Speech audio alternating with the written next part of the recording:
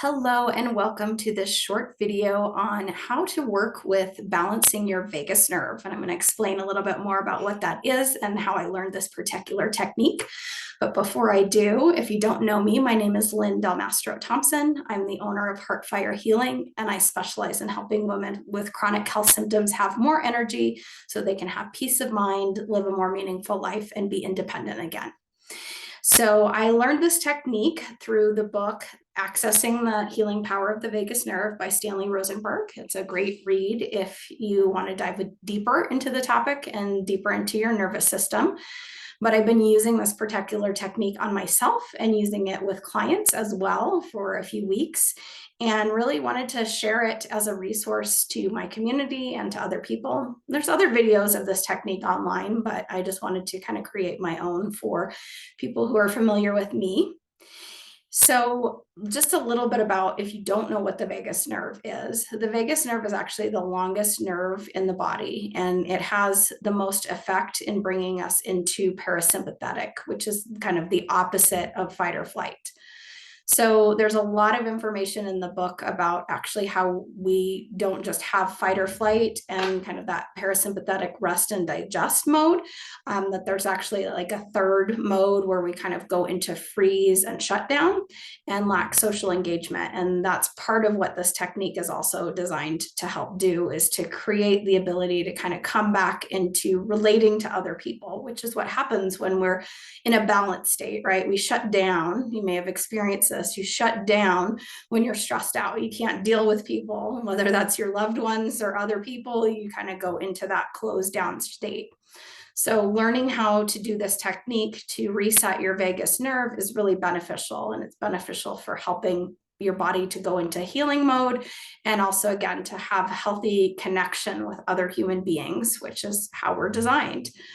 So I'm going to demonstrate this technique for you. If you, again, want to learn more about it, I suggest getting the book. You can grab it at a library or buy a copy and check it out. So before we do the technique, you do a little self-assessment. So what you're going to do to start off with is just turn your head towards your right shoulder. Just feel how easy it is to rotate your head, like where your head naturally stops. You're not like trying to force. You're going to do the same for the left, and just notice, the difference, any differences, any tension in your neck. So we're going to do that assessment after we do this simple technique. And he suggests learning to do this the first few times lying down. For the simplicity of demonstration, I'm going to show you how to do it sitting up, but you might want to do this lying down the first few times. So you're going to interlace and interweave your fingers like this. You're going to cradle the back of your head. So like that. And then again, you might want to lie down after you learn how to do this and do it for the first few times you do it. So you're not going to move your head to do this. You're just going to let your eyes drop down to the right.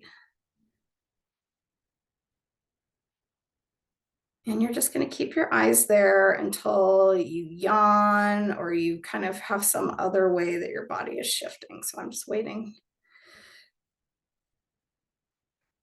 My way of feeling shifting is yawning. So I felt that yawn, and then I'm going to do the same, letting my eyes fall to the left, hanging out there till I yawn or I sigh or something happens.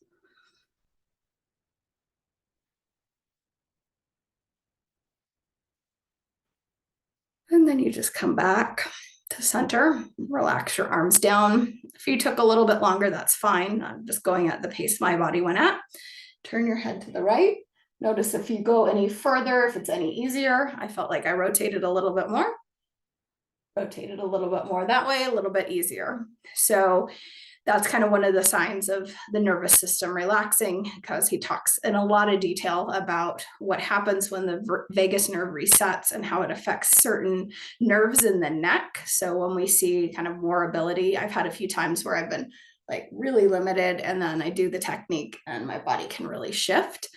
So just, observe what you observe. And I recommend trying this exercise at least once a day for about a week, and just seeing what happens in your body, seeing what happens with kind of your ability to handle stress. And I hope it's a useful tool for you to put in your toolbox.